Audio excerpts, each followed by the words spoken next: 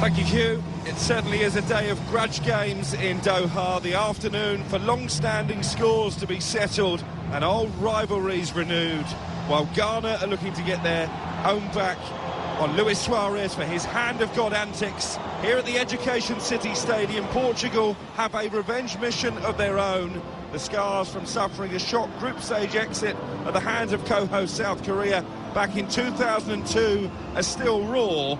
Dumping them out this evening will go some way to easing that pain. It is a much-changed Portuguese lineup, 6 alterations in total, including Bruno Fernandes left on the bench, but Cristiano Ronaldo does start, to the delight of those inside the stadium. Costa is the goalkeeper, Dalot, Pepe, Antonio Silva, the teenager, and João Cancelo in a new-look back four, Neves, Nunes, Vitinha and João Mario in midfield, with Ronaldo and Ricardo Horta up front. Kim Min-jae not fit for South Korea. That's a big blow to their hopes of the victory they need to go through to the knockout stages. So Kim Song-gyu is the goalkeeper, Kim Moon-hwan, Kwon Kwang-won, Kim Young-won and Kim Jin-soo the back four. Hwang In-beom and Young Woo-young will hold in midfield, with Lee Kang-in, Lee Jae-sung and Tottenham's Son Heung-min, the captain, behind Cho Kyu-sung up front. The referee is from Argentina. We are about to get underway on the final day of group games here at the 2022 World Cup. Dean Ashton, it can't possibly be as dramatic as last night, or can it? Well, wouldn't it be wonderful if it certainly went down to the last knockings of both games, and you just expect South Korea have got to really go for it. I mean, they were so unlucky at the end of the game against Ghana. Portugal have made a lot of changes. How are the players that come into this going to fit in? We will see.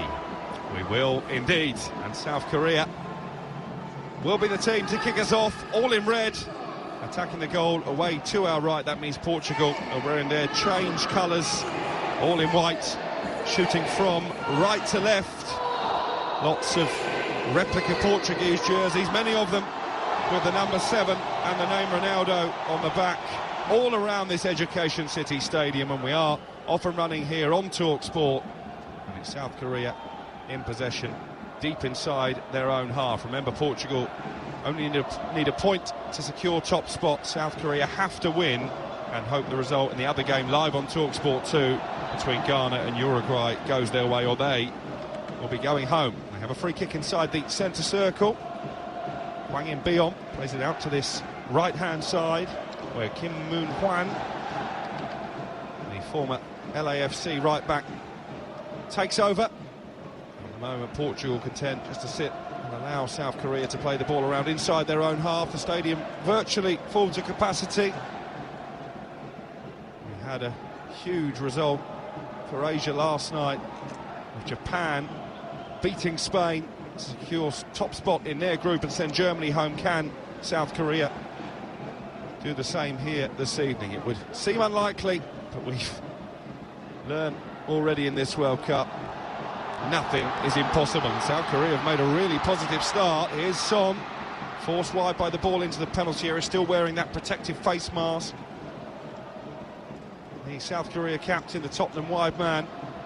Portugal have the ball back on the edge of their own 18-yard box, but pretty much, Dean Ashton, for the first 90 seconds, South Korea just kept the ball. It's a free kick for a foul on Cancelo and a chance for Portugal to really get into the game.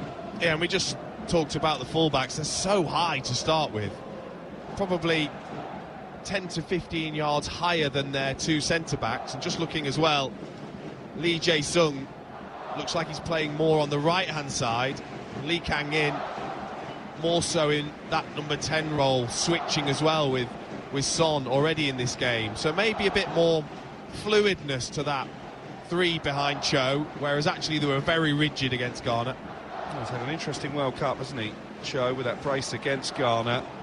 Before the tournament started, he had only a few thousand followers on Instagram. That's up to 1.6 million. And apparently that's down more to his good looks than his football. They call him the hashtag hunk. And you're one of those new followers. Brilliant. Thought you were going to say you're the hashtag hunk. I'd have taken that from Dean Ashton. Man with good taste. 3 minutes gone, 0-0 here. And Portugal will come forward down their left-hand side with João Cancelo of Manchester City. Plays the ball back into his own half, and Vitinha. Ronaldo in the centre of what looks, when they're in possession, almost as a front three. João Mario on the left-hand side, and Ricardo Horta operating over on that far right touchline. Ronaldo released on the far side, managed to time his run to stay in line with the last Korean defender. A couple of step-overs from the former Manchester United man, and then plays it to his ex-teammate Dalot well forward from the back. Here's Neves now, wearing his hair in a bun as usual. Cancelo into the feet of João Mario. Back now into the centre circle. And the ball is once again picked up by Neves. Dalot with a cross into the area, too high for Ronaldo, and straight into the arms of Kim Sung-gyu, the goalkeeper. Nice, bright start though for Dalot. Nice quick, long throw into the path of Ronaldo down the right-hand side. Nowadays he gives you those little step-overs and flashes. He doesn't actually go past anyone. He just, I think, does it for the fans. Well, he's the one they've all come to see, isn't he? Let's be honest. The two big star attractions at these World Cup finals are Lionel Messi and his great rival Cristiano Ronaldo.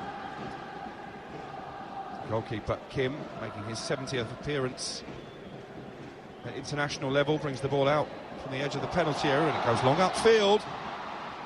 Just for a moment, Kim Moon-hwan, who was the furthest forward, the right fullback, thought he might be able to get on the end of it. The goalkeeper Diogo Costa came out and just watches it behind in the end for a goal kick. Paulo Bento, the South Korea head coach, watching from the stands tonight after he was sent off in the last game.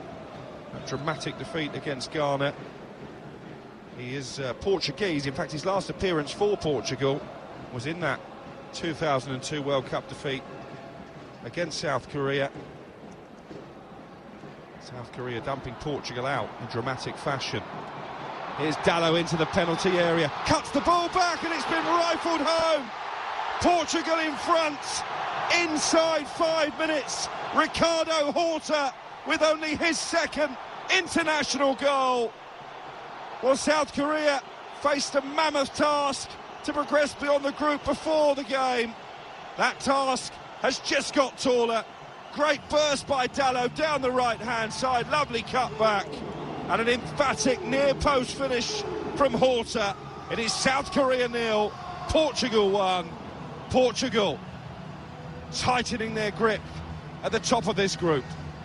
It'll surely be looked at for offside, but Diogo Dalot, brilliant run down the right-hand side. Pepe with a super ball over the top. Far too easy, though, for Portugal. Dalot just shrugs the defender off, spots Horta making the run, and what a clever finish. The pace is on the ball from Dalot as he cuts it back. Horta just opens up that right foot, almost lets the ball hit his right foot, and then skim high into the roof of the net on the opposite side. A lovely goal from Portugal. Dalot, excellent. And the VAR check was a relatively swift one. Portugal hit the front early. South Korea looking for an immediate riposte. And here is Lee Jae-sung into the penalty area. Forced out wide, but plenty of red jerseys to aim at in the centre. You could see actually on the monitor, Dean Ashton, after that ball found the back of the net, Son just gesticulating to his teammates, keep it calm, we've got plenty of time in this game, but that is not the start that Paulo Bento, watching from the stands, would have wanted. I think also we talk about how high the South Korean fullbacks are. That is the issue then. When they're so high, there's that big space in behind the two fullbacks, because the centre-backs, when they're in possession, will split. When they're not, actually, they become quite narrow, and there's so much space. It was too easy for Dalot just to get in behind there and eventually find himself pretty much on the byline in the penalty area. An early goal conceded by South Korea makes it even more of a straight shootout between Ghana and Uruguay for second place. That game live over on Talk Sport 2. Mickey Gray, Mark Wilson, your commentary team. The easiest way to swipe between the two games is by downloading the Talk Sport app. That will be a big ally for you, not just with these early games, but we've got Brazil later. Second place up for grabs in that group as well. South Korea press for an equalising goal. The ball played into Son, around about 12 yards out. just bounces off his toe and behind for a goal kick, and Son looks frustratingly up to the skies. 1-0 Portugal lead here. He does, but I prefer him making those run. When it does go wide, there's no point in him just going and trying to link. Get himself in the box, look as if he can try and get it into feet. The problem there was he expected the defender to clear it. It missed Pepe, who swiped at it. It just hit Son in the shin and went behind harmlessly. It's the voice of Dean Ashton, former England striker, very much part of our team here in Qatar. Portugal, who've lost only one of their 5 previous meetings against Asian opponents on the World Cup stage, and put themselves in a decent position to go on and maintain their 100% record. Them and Brazil, the only 2 teams that could possibly go through, having won all 3 of their group matches. To say, South Korea have seen plenty of the ball since falling behind, and here is Lee Jae-sung down by the right corner flag, plays it back to Hwang In-beom, who crosses low into the penalty area, cleared back to Lee Jae-sung on this right-hand side, and now Hwang In-beom, the Olympiacos midfielder, chips it to the left corner of the box, headed down, and the goalkeeper, Costa, has become a real hero in the eyes of the Portugal fans, comes and takes the ball cleanly, all in yellow. He played a starring role in the playoffs to establish himself as number 1 for this tournament, ahead of some much more experienced goalkeepers, not least Rui Patricio, once of Wolverhampton Wanderers, on the bench this evening. Ball by South Korea and by Hwang In-beom. He's drilled out to the left-hand side, but too much pace on it, so Portugal have a throw.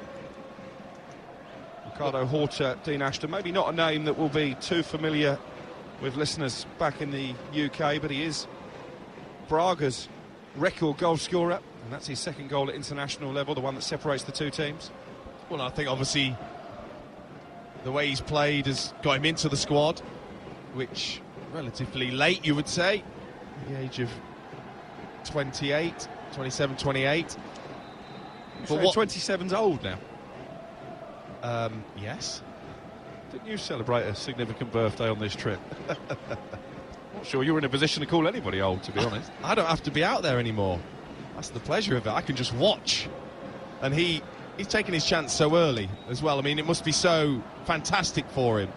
You know, he'll probably pinch himself that he's here with Portugal in the World Cup and be given an opportunity from the start. And within a few minutes, he's got himself a World Cup goal and took it brilliantly. And he certainly did.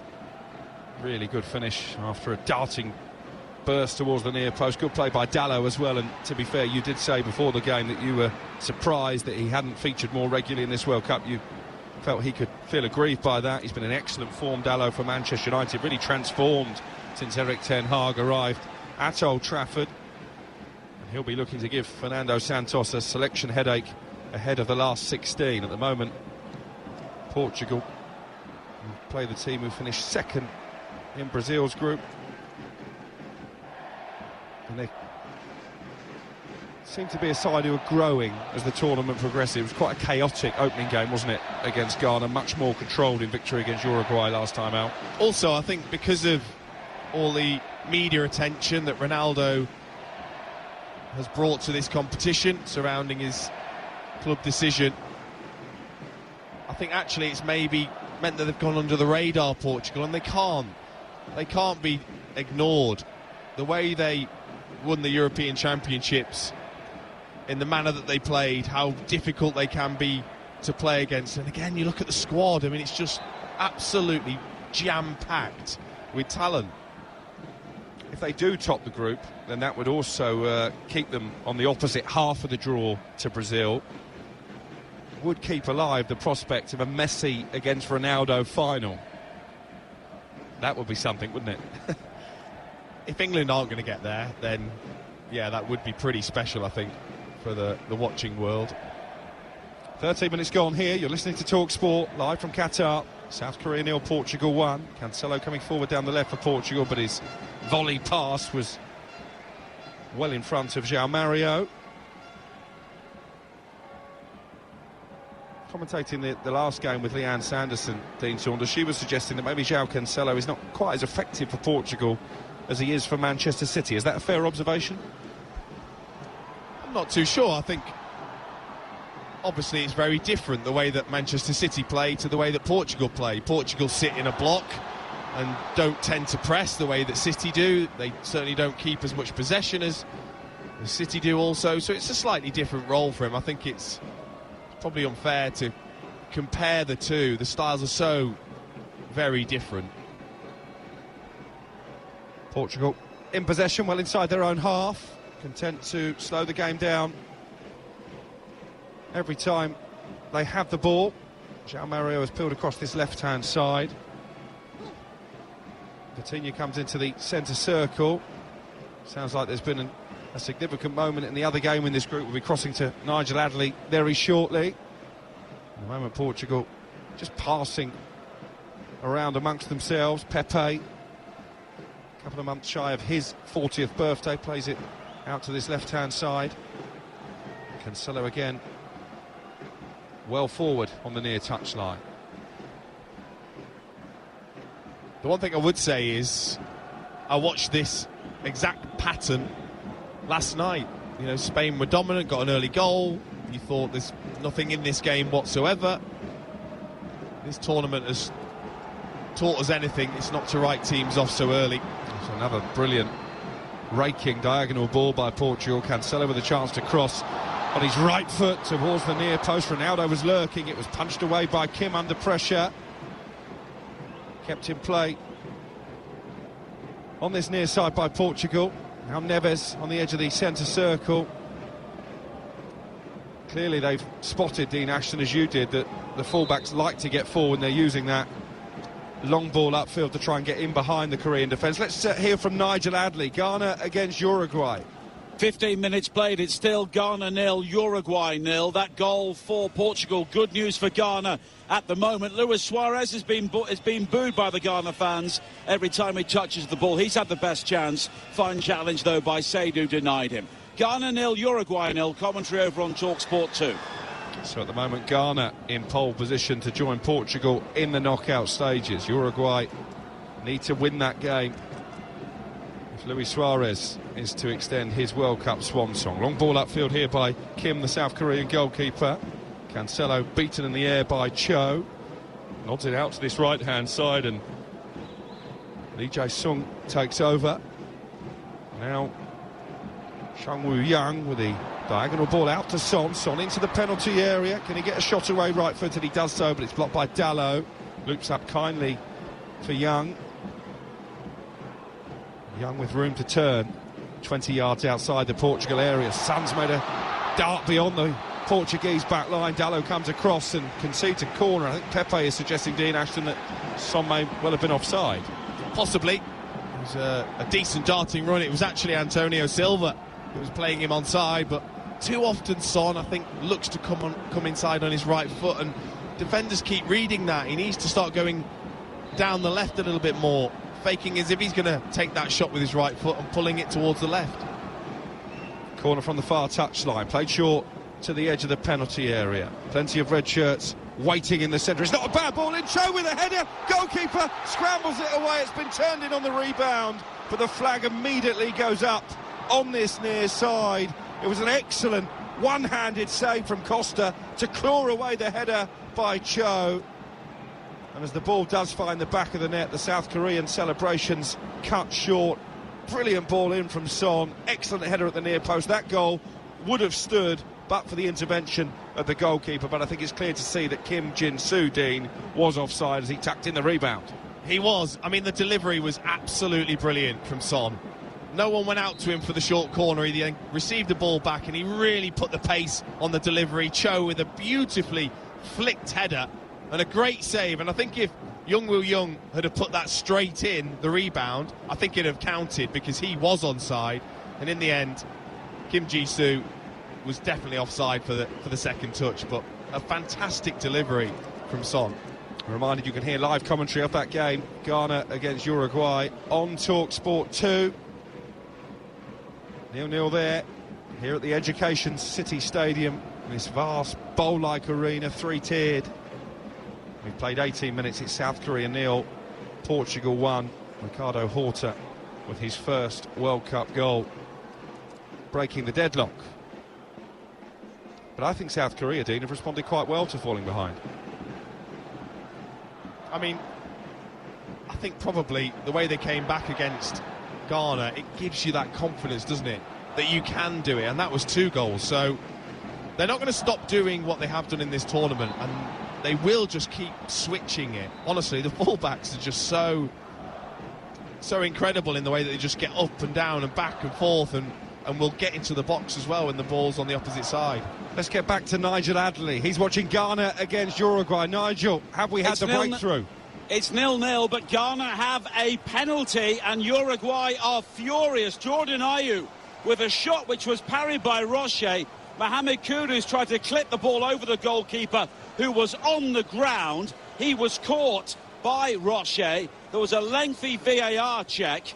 Daniel Siebert, the German referee, has gone to the screen and given the penalty. Luis Suarez followed him all the way to the screen and then all the way back again, and the Uruguayans are still surrounding the referee. It will take some time to sort this out. Andre Ayew is trying to take the penalty, but at the moment the Uruguayans are still complaining, and there is scuffling. Darwin Nunez getting involved inside the penalty area with Baba Rahman. Darwin Nunez has been shown a yellow card. He then turns to berate the referee as well, and Uruguay have really lost their composure here. But the penalty has been given to Ghana. A reminder, if they win this game, they will be through whatever happens to South Korea. Andre Ayew has now managed to clear the penalty area. Sergio Roche, the goalkeeper, is still complaining till Daniel Siebert. Bastian Danker, the German VAR official, initially alerted the referee to the possibility of the penalty. He checked and he has given it. And now a player who has been a talisman for Ghanaian football for so long, Andre Ayew, their captain, will take the penalty here up against Sergio Roche. Penalties have played such a big part of the history between Ghana and Uruguay, and here is another one at the 2022 World Cup. Ayew being made to wait, the Uruguayans desperate to make their way into the penalty area if he misses. Ayew finally steps up, delays, left-footed, it's saved! It's saved by Roche, a poor penalty, and yet again, in a crucial World Cup moment, Ghana have failed to score the penalty, and it remains 0-0. Commentary over on TalkSport 2. You could not write that script. Incredible. Another Ghanaian missed penalty against Uruguay. Still 1-0 to Portugal back here at the Education City Stadium, but South Korea certainly a dominating possession now after falling behind to that 5th-minute goal from Ricardo Horta. They are keeping Portugal on the back foot. Here's Hwang In-beom, midway inside Portuguese territory, goes back towards the halfway line. Now South Korea roaming down the left-hand side with Kim Jin-soo. Son hugging that far touchline, wearing that Zorro-like black face mask, Son. For the moment, Portugal camped inside their own half. Ronaldo, the furthest man forward, looking a bit frustrated. Now his team aren't able to get the ball back. But this isn't unusual, you know. Fernando Santos' teams, this is how he likes to play. He doesn't like them to press high up. They'll allow South Korea the ball. That's why he gets a fair amount of stick, isn't it, for being too pragmatic for the Portuguese fans. Here's Son into the penalty area. Well defended by Dalot, who's had an excellent start to the game, both defensively and in terms of coming forward. It was his raid down the right that set up the goal. There is the opportunity now for Dalot to cement his place in the side. Maybe with the João Cancelo permanently switching out to the left. We wondered if Guerrero would come in today for the injured Nuno Mendes. His tournament sadly is over after being injured in that victory against Uruguay. Pepe, meanwhile, is about to take a free kick for offside, 4 yards outside his own penalty area. The old stager of this Portugal side, Pepe. Here's Cancelo stepping into midfield. Good ball out to the right. Dalot has got acres of space. Ronaldo wants the early ball towards the far post, way over the head of the Portuguese captain. Cancelo does well to sprint and keep it in play down by the left corner flag. Another cross played in. Again, Ronaldo was lurking, and that is a quite brilliant piece of defensive play from Kim Young-gwon, facing his own goal, turns it over the bar for a corner because he knew that arguably the world's greatest ever goal scorer was about to tap it in.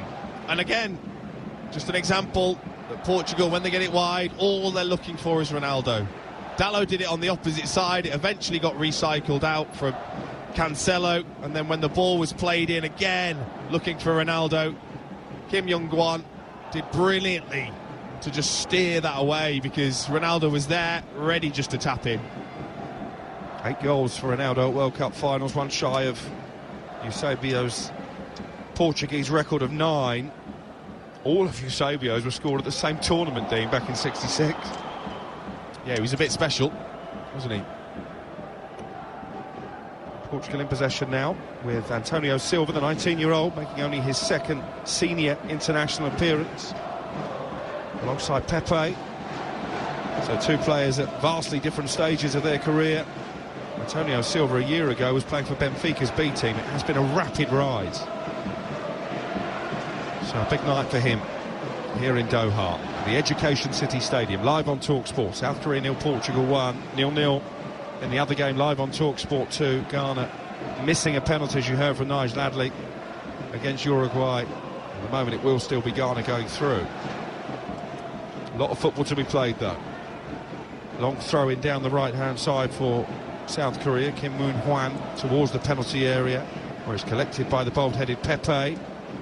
He knocks it back to the goalkeeper, Costa, to clear upfield. Ronaldo sneaking in behind Kim Young-gwon, but he won the header inside the centre circle. Did Kim. And now it's out on this right-hand side with the yellow-booted Kim Moon-hwan once again. It isn't particularly eye-pleasing football for Portugal, as you can understand why their fans get a bit frustrated with Fernando Santos, despite the fact he's the longest and most successful coach in their history. Well, you'd think, having scored the early goal and with such ease, that they'd be looking to get the second and put real pressure on South Korea, see if they'll fold. And instead, they've just sat back. They've been pretty disinterested, been in good defensive shape, and at times, then when they've won it back, Pepe especially, who's getting involved with Cho for some reason, I don't know why, probably because he's bored, but he's at times, he can fool you into thinking that there's a free kick, when actually he's just slowed the pace right down. There has been a goal in the Ghana-Uruguay game. Nigel Adderley. And this group has now been turned on its head. It's Ghana 0, Uruguay 1. And of course, Luis Suarez was heavily involved, given room inside the penalty area. His shot was parried by Lawrence Adezighi. But coming in on the goal line, Georgian de Arrascaeta to nod the ball in. And moments after Uruguay saw Ghana miss a penalty, they now have the lead and they could be heading through. Commentary on TalkSport 2, Ghana 0, Uruguay 1. The devil himself has put Uruguay in front. That game, remember, live over on TalkSport 2. Back here, South Korea have a corner. Pepe heading the ball behind after a teasing free kick played into the box following a Mateus Nunes foul on Lee Kang-in. South Korea's second corner. Son steps away from the delivery and it's been played into the penalty area.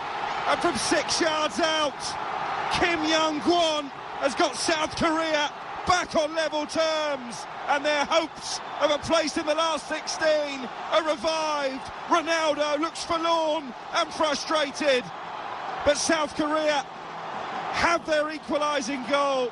Poor defending from Portugal as the corner was played in from the left-hand side. It was flicked on at the near post. Nobody picked up Kim Young-gwon, and he rifles in left-footed from 4 yards out. South Korea 1, Portugal 1. And that's what happens when you've got nothing to play for. You can switch off from set plays, and that's exactly what's happened. It's a great ball in from Lee Kang-in with his left foot out swinging but really flat, And Cho actually goes up to head it, misses it. It then cannons off a Portuguese head and falls beautifully for Kim Young-Kwan, who had the easiest task, just a half volley in from probably about 3 or 4 yards, and he wasn't offside because of that ricochet off a Portuguese head. It doesn't change much as far as Portugal are concerned. A point was always going to be enough for them to win the group. But with Uruguay leading against Ghana,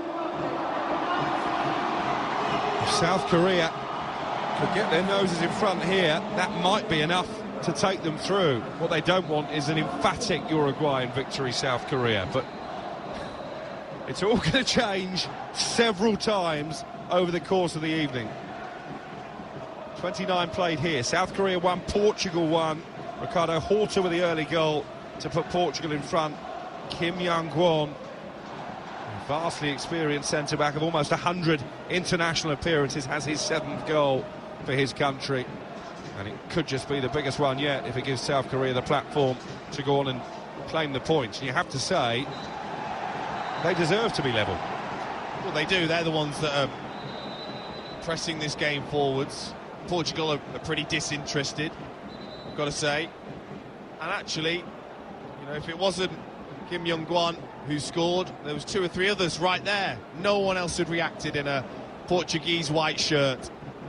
They hadn't checked the runners, they hadn't checked their shoulders. They were just able to run in and tap in. You wonder if that goal will wake Portugal from their slumber.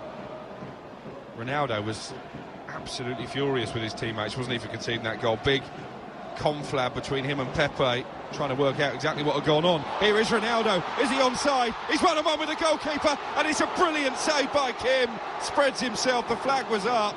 Kim didn't know that. It will be a free kick for South Korea. And you're buzzing as a forward when this happens, because Ronaldo's actually, he's just really lazy, not getting himself back on side. He's just walking back, and actually then when Pepe clears it, he thinks he's in, takes it on with his outside of his foot. It's actually a brilliant save in the end from the goalkeeper, but he was clearly offside and had a little smile to himself. It's not just the football that TalkSport are focusing on this weekend. Tomorrow we'll bring you live an exclusive radio commentary of Tyson Fury against Derek Chisora as Son tries to get down on the edge of the penalty area. Shot blocked in the end by Pepe. South Korea now have the ball midway inside the Portuguese half.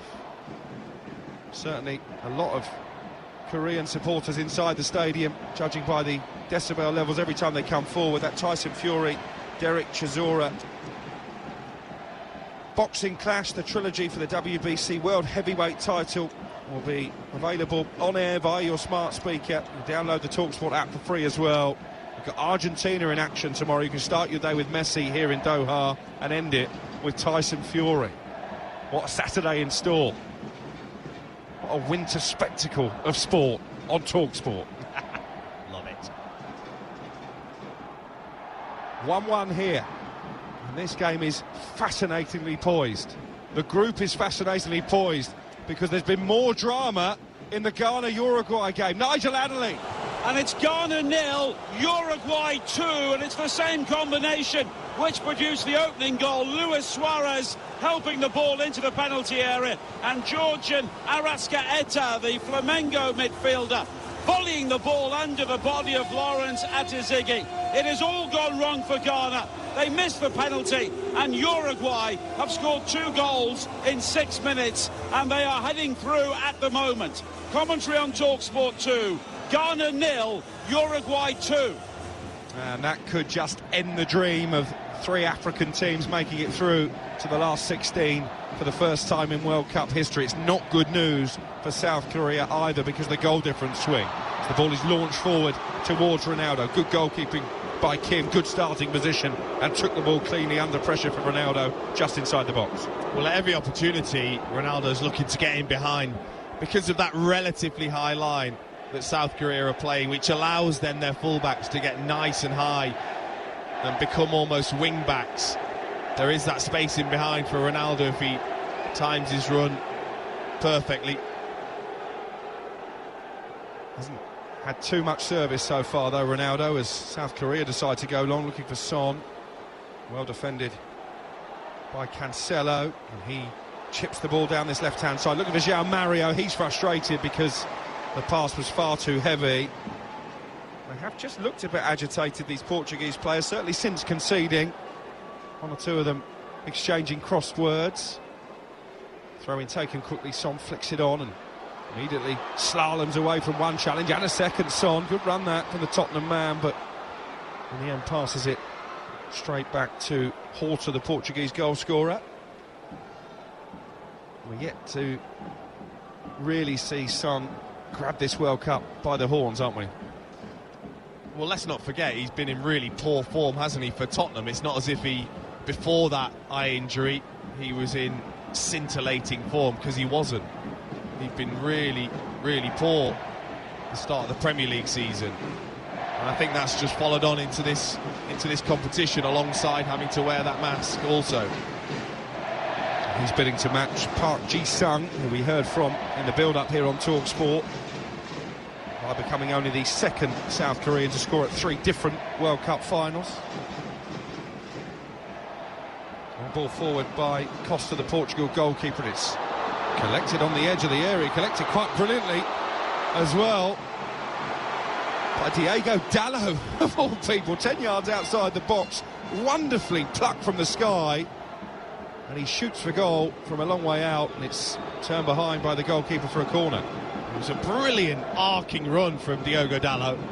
He almost was arcing his run back towards the halfway line, as if he was then looking to try and collect from one of the centre-backs after the goalkeeper spun it out, and instead he just makes that run all the way in behind that high line. João Mario with a corner, headed away at the near post by Kim Moon-hwan, put back in to a dangerous area, straight into the arms of the goalkeeper Kim by Antonio Silva. Let's get back once again to Nigel Adderley. 35 minutes played, still Ghana 0, Uruguay 2, but a concern for Uruguay because Rodrigo Bentancur has hobbled off injured. We're not sure how it happened. He's been replaced by Matias Vecino, but Uruguay 2 up and heading through as it stands. They are the final team to score at this World Cup. Commentary on TalkSport 2. Well, that would be a concern for Tottenham as well, because it's not too long until we're back in Premier League action, is it, after this World Cup? Bentancur very much a key player for Antonio Conte. 36 minutes gone here. South Korea 1, Portugal 1. Live on TalkSport from the Education City Stadium, as the ball is fizzed out to the South Korean right-hand side, headed on by Kim Moon-hwan towards the 18-yard box, and not fully dealt with yet by Portugal. Hwang In-beom shifts it out to the left-hand side. Kim Jin-soo with a deep cross, and the goalkeeper patted it down and managed to gather Costa at the second time of asking. And then there was a foul right in the centre of the Portuguese half, and the first yellow card of the afternoon. It was a foul on Vitinha, and it's Lee Kang-in who goes into his notebook. Yellow cards could also have a part to play in terms of who goes through if it comes down to the fair play table. South Korea were level with Uruguay on bookings coming into this game. Uruguay 2-0 up against Ghana, and at the moment they will be joining Portugal in the round of 16. It could be an all-South American affair, Brazil against Uruguay in the first knockout round. Yeah, that'd be tasty. That'll be quiet.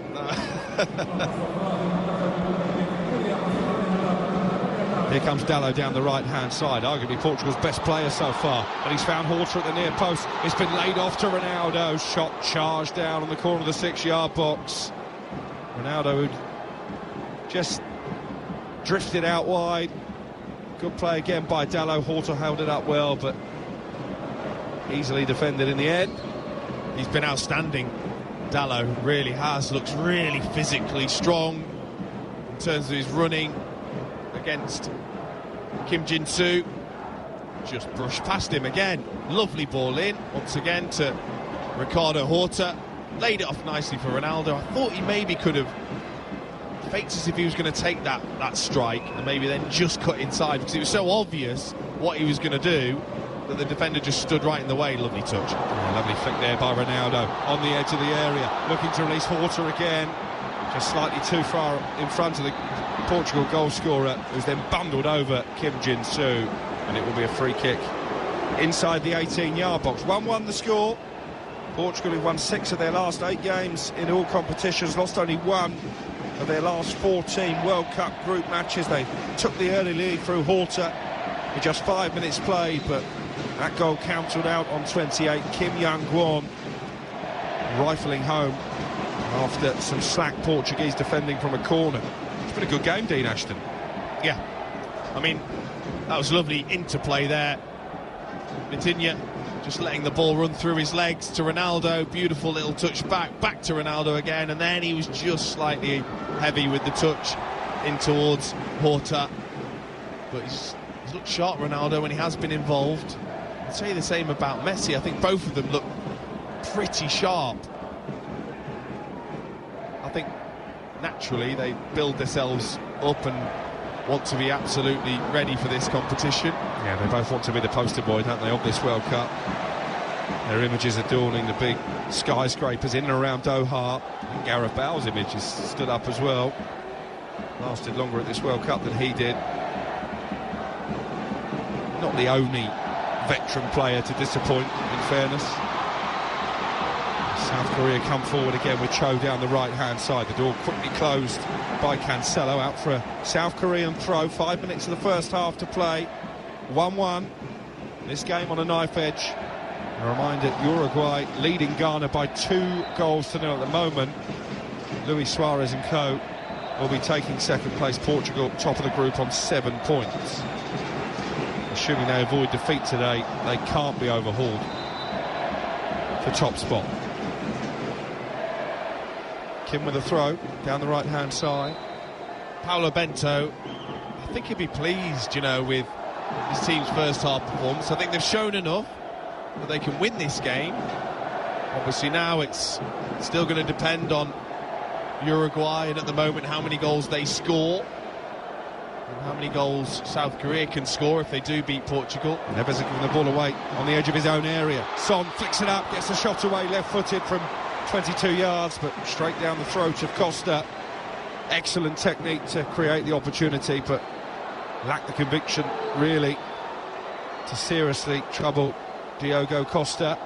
Here's João Mario now, down the left-hand side, cuts on his right foot, plays the ball into the feet of Vitinha of Paris Saint-Germain. Vitinha again, shifts it out to the left to Cancelo, level with the 18-yard line. Cancelo on this near side, in front of the giant South Korean dugout. Plenty of room for all the subs they could name now and then. A shot blazed high over the crossbar. That was ambitious, to say the least, from Matheus Nunes. Yeah, it's a poor decision. It was a bad angle, and he was probably 30 yards out. The better option would have been to go to Dalot on the right-hand side, or look for Ronaldo with the cross into the box. But just going back to that, bit of skill from Son was superb. The ball came into him, and he just drew Pepe in and then flicked it over his head, and then looked to volley it first time, then with his left foot. Technique was brilliant, direction not so much, but still, to get it on target from that sort of technique is difficult. We've got a Mexican wave reverberating around the stadium, started by the South Korean supporters behind Kim's goal. Usually a fan of a Mexican wave, but it does look very spectacular. The supporters all around the arena leap to their feet and chuck their hands in the air. Ronaldo's waiting for a cross into the box. It's half cleared away, picked up by Vitinha. He shoots goalwards, saved by the goalkeeper, and then Ronaldo on the follow-up heads wide. Well, it's a good strike from Vitinha on the edge of the box. It's a good high for the goalkeeper. He's got to parry that away. Instead, back into the danger area, but Ronaldo was sprinting in, and it was just beyond him. There was no way he was really going to get this onto the target. He was diving to his left and trying to arc his neck to get it back onto the target. Very, very difficult. No surprise he wasn't able to do it with that angle. 6 goals in his last 6 World Cup appearances, Cristiano Ronaldo. That's the first real sighter that he's had tonight. Dean Ashton has already told you it was a very difficult technique. Not great goalkeeping though by Kim. Maybe we'll give Portugal encouragement to adopt a more shoot-on-sight policy from long range. We've got 2.5 minutes the first half to play. You're listening to Talk Sport. South Korea locked at 1-1 with Portugal. Uruguay 2-0 up against Ghana in the other game in the group. So at the moment it will be Portugal going through as group winners, Uruguay joining them in second place. Coming up later, we'll have the two final group stage matches from Group G. Cameroon against Brazil live here on Talk Sport. Serbia against Switzerland on Talk Sport 2. And then the knockout round gets underway tomorrow. No rest for the wicked. Netherlands against USA, followed by Argentina, Australia. Both of those games live on Talk Sport. Here's Ronaldo into the penalty area. And he does well to shrug off the attentions of Kim Young-gwon, but then he's dispossessed by Kwon Kyung-won. Only cleared away as far as João Mario. Here's Dalot still lurking with intent on the edge of the box. Vitinha with a pirouette away from not one but two Korean defenders, and it's played into Horta. He's got room to turn, Horta, and he shoots tamely left-footed. Comfortable save down to his left by Kim Sang-gyu. Yeah, lovely footwork from Vitinha on the edge of the box. A little Maradona turn, and then just ghosted past a couple of players, played out wide. It was then slid into the box towards the 18-yard line, and Horta was there, swiveled, shoots, bobbles it though. That was the problem. Hit it into the ground, it bobbled up nicely for the goalkeeper Kim Sung-gui, and very, very easy for him just to gather. I just keep noticing though, when the ball is wide and it's about to be crossed in, Ronaldo is offside so often. He's so desperate to get there early because he probably doesn't feel like he's got that extra step of pace to get beyond someone. He's offside all the time. That was one question that Piers Morgan didn't ask in that tell-all interview. Have you lost your pace, Cristiano? But interesting to see the response. We've got a minor delay here because the South Korean goalscorer Kim Young-gwon just twisted awkwardly inside the box. He's back on his feet now and able to continue. It's mesmerising footwork, wasn't it, from Vitinha? I'm not sure Wolverhampton Wanderers fans saw that too much during his ill-fated stint on loan at Molineux, but he is a regular, Vitinha, in the Paris Saint-Germain side. 2 added minutes at the end of the first half. 1-1 the score here on Talk Sport, with me, Alex Crook, and Dean Ashton, former England striker. I think overall, South Korea will be quite happy with their endeavours, but obviously it's not going for them in the other game, so they are going to need goals in the second half. Maybe they could get one before the break. Hwang In-beom comes out to the left-hand side, plays it back into Kim Jin-soo. It's ushered out to that far touchline once more. They're queuing up in the centre. It's a dangerous whip delivery that evades everybody in red, and behind for a goal kick for Portugal. Hwang In-beom with a menacing ball from out wide.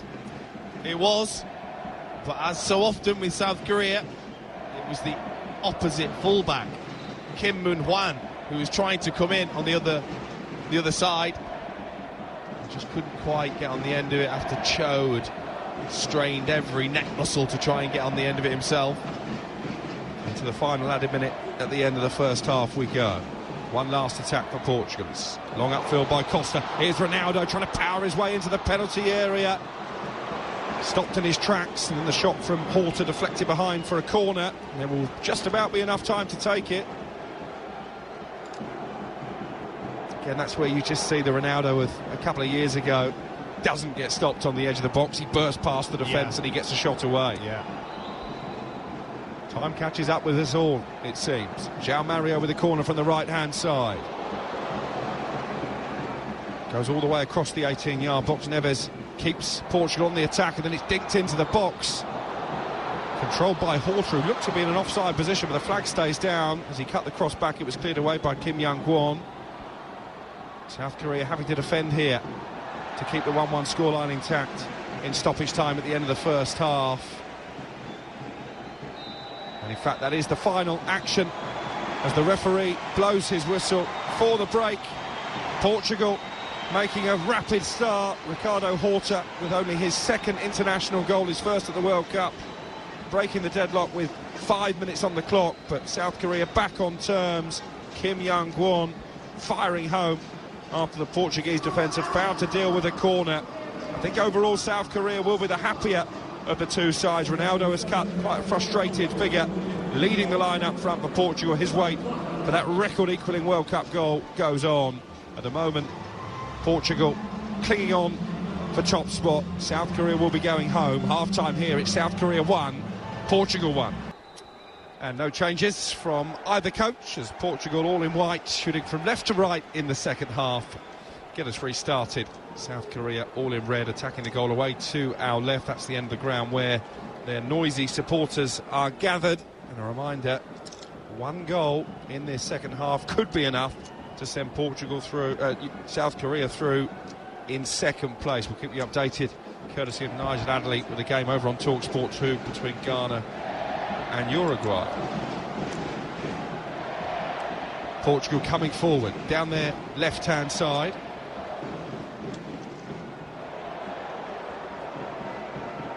The ball is behind for a South Korean goal kick. Yeah, that was an awful cross from Cancelo. Got himself into a good position onto his left foot and then just proceeded to welly it behind the goal. You don't hear that word very often, do you? Welly. No. I like that. Thanks. Certainly it was lacking in quality. I'll run you through the two lineups. South Korea with Kim Sung-gyu in goal, Kim Moon-hwan, Kwon Kyung-won, Kim Young-gwon and Kim Jin-soo in defence. Hwang In-beom, who's been impressive in midfield, and Young Wo-young in midfield, with Lee Kang-in, Lee Jae-sung, Son Heung-min in behind, Cho Gyu-song up front. And for Portugal, Costa the goalkeeper, Dalot, Pepe, Antonio Silva the youngster, Cancelo in the back four, Neves, Nunes, Vitinha and João Mario make up the midfield, with Ronaldo and the goal scorer Ricardo Horta up front. Ronaldo again, caught offside early on. He's just so eager to get in behind, he just goes far too early. You said to me at half-time, Dean, he's too desperate, Ronaldo. Yeah, he does. Is that going to be a problem for Portugal as they move into the latter stages of the tournaments and come up against quality opponents? It's all geared around Ronaldo, isn't it? Oh, it is, yeah. Their first thought is to cross to him, is to play to him. And like I said, he is so eager. He's either catching himself offside or he's so desperate, dare I say, he's snatching at chances which we just never would have. And he's been doing that all season at Manchester United, by the way, as well. Was it you and I did that Europa League game when they all seemed to be so desperate to get him a goal that every chance came his way and every chance he missed? Rashford was on a hat-trick and tried to pass it to him rather than score his hat-trick. Incredible. 1-1 between South Korea and Portugal. We played two largely uneventful minutes in the second half. Not much tempo about proceedings. That will suit Portugal. I think the onus really has to be on South Korea to inject a bit more urgency. Ruben Neves almost dropping into part of a back three now for Portugal. He plays it towards the halfway line, and Antonio Silva. Pepe looking for Cancelo. And then, in fact, coming infield, clever drop of the shoulder to get away from Lee Kang-in. Now it's collected down on the right-hand side by Matheus Nunes of Wolves. Neves saunters forward over halfway, plays it out to the left-hand side in Cancelo. Ronaldo immediately makes a burst into the area, but Portugal are going to go all the way back to Pepe inside the centre circle. We've seen replays of the South Korean equaliser at half-time. The corner actually hits Ronaldo on the back before falling at the feet of Kim. And that officially goes down as an error leading to a goal. That means that Ronaldo has scored as many goals at this World Cup as he has gifted the opposition goals. Yeah, it's an embarrassing one, because he just turns away almost to protect his face, and it hits his shoulder and then falls to the South Korean defender to put in. It's not a good look. Oh, that's not a good ball out from the back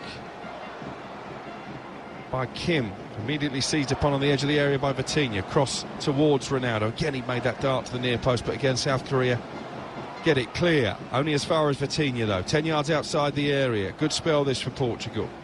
Ronaldo and Horta wait in the centre. It's with João Mario in the left wing position. Now Nunes forced out wide, and He recycles the ball into the feet of João Mario. Good organisation this from South Korea. Despite the fact that Portugal have kept the ball for quite a prolonged spell here, they're not really causing too many problems or asking any probing questions. 2-0 Uruguay lead over on TalkSport 2 against Ghana. They're just coming out for the second half there. At the moment, that will see Uruguay through in second place. No real danger of Portugal not winning the group now, unless something quite dramatic happens in both matches. But Dean Ashton, what have you made of the first 5 minutes of this second half? It's been scrappy, hasn't it? Well, they haven't. Yesterday I saw Japan really press Spain in the second half. They came out a different side. They really pressed Spain. They got the 2 goals. South Korea haven't done that. They're happy to sit in their formation, be defensive, I think be patient, bide their time, wait for the opportunities, but do not give Portugal any chances. Here's Ronaldo, a roar of anticipation as he picks up the ball down the left-hand side and plays it infield to Nunes. His cross is blocked by Kim Young-gwon, the goal scorer. Now Neves, under pressure, manages to play the ball out to the left-hand side. João Mario running at the right-back, Kim Moon-hwan. And then slowing the ball down the edge of the area. Vitinha forward on that far side to Cancelo. He can't play the ball beyond Son. And Portugal again will build back in the centre circle with Neves. I was going to ask you if they've gone to a back three, Dean. When they have the ball, Neves is sitting very deep, almost as an extra centre-back, isn't he? With Cancelo and Dalot pushed up as 2 wing-backs almost. Well, it's just, all that does is allows the wing-backs to, or the full-backs should I say, to get nice and high. And it's then easier to stretch the pitch with Neves just dropping in between the 2 centre-backs, and actually then when you've only got 1 player up front, as Cho is, the centre-backs can then step out easily.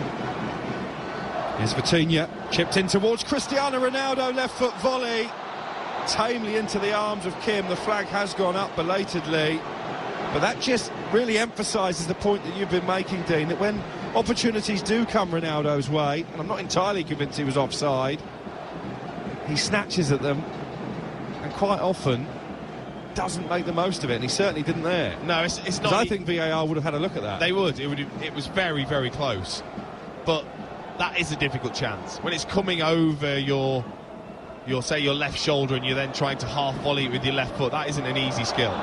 Here comes South Korea at the other end. Son has made a burst into the area. Cho trying to find his captain. Son controls it on the edge of the box, and then Portugal with Neves get the danger clear. That was a good breakaway from the team in red. Referee has given a free kick here for a foul by Young Woo Young. It looks like Ricardo Horta is in a bit of discomfort. There's also a South Korean player down. I think it's Cho on the edge of the box. They wouldn't want to lose him. No, I mean, it was great skill, by the way, from Cancelo. Another Maradona turn. Glorious to see in your own defensive third. And yeah, Horta's gone down holding his foot. And also, I think it was Lee Jae-sung, actually, who was on the floor. Well, Horta is still down. Lee Jae-sung is back on his feet, but we've got a long delay here. Just breaking up the momentum at the start of this second half. South Korea 1, Portugal 1. 54 on the clock. Portugal already guaranteed of a place in the last 16. Just a question of where they finish in the group, first or second, means they've reached the knockout stages of successive World Cups for only the second time. What has surprised me is the fullbacks of South Korea have dropped very deep. In the first half they were so high up. I think maybe because Dalot especially kept getting in so easily on that right hand side, they seem to have dropped slightly, whereas I think that takes away from the way they play South Korea. It's such a weapon for them to have both fullbacks at times, one crossing, one trying to get in the box. How aware do you think they'll be of what's happening in the other game? Because Luis Enrique said that he wasn't aware what was happening in the Germany-Costa Rica game as he took charge of Spain yesterday, which seemed utterly bizarre. Yeah, I think that's naive. I think it's important to know and to get certain messages onto the players, because, you know, you could at times there's urgency needed. And if they're not told, how do they know that they need to step things up? At the moment, they've seemed quite patient, South Korea, to wait for their opportunities. Maybe next time the World Cup comes around, Luis Enrique might download the TalkSport app, and then he can definitely stay in touch of what's happening in the two games. Here's Neves inside the centre circle for Portugal. Bit of room to run into, and he skips away from the first challenge from Lee Jae-sung. Plays it out to Dalot. Dalot with the ball swung in from the right-hand side towards Ronaldo. Clear. Oh, it's a brilliant pass from Neves on the volley, out to the left, right into the path of Cancelo. And Cancelo crosses into the area. Horton leaping at the far post, couldn't make a connection.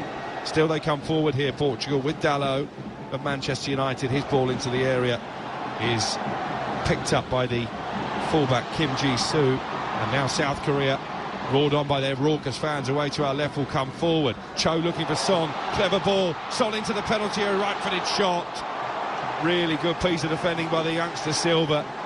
Got back there and blocked the ball behind for a corner, but those fans behind the goal on their feet, trying to roar their side into the lead. Excellent. A lead that could take them into the last 16, remember. Excellent counter-attack. Cho involved twice. Once with a lovely layoff, second with a lovely spinning ball in behind for Son. I thought he needed to do that a bit quicker. I thought he took his time too long and allowed Antonio Silva to get back into block. He should have been taking that on straight away. They scored from a corner in the first half. Portugal didn't defend that one well. Son from the right-hand side towards the near post, headed away by Neves. And then from a long way out, it's volleyed wide by Lee Jae-sung, and behind for a goal kick for Portugal. 1-1. Yeah, I mean, that would have been up there with one of the greatest goals in World Cup history if that would have gone in from Lee Jae-sung. Instead, why don't you get that down, get it back out wide when you've got the players in the box. South Korea competing at their 11th World Cup, 10th in a row.